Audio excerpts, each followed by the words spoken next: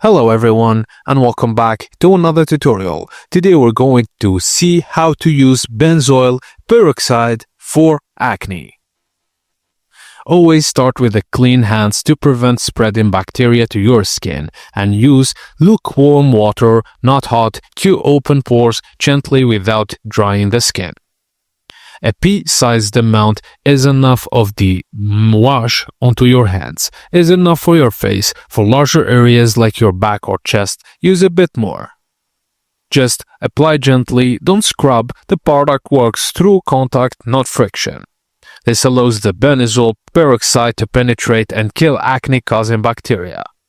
Do not and make sure no residue is left behind, especially around your hairline or jaw. Avoid rubbing with a towel that can irritate sensitive or acne-prone skin, and this will remove any leftover product that could bleach fabrics or irritate your eyes by washing your hands again. And that's it guys, as simple as that. Thank you for watching, and please don't forget to like and subscribe for more. And that's it guys, as simple as that. Thank you for watching, and please don't forget to like and subscribe for more tips and tricks like this.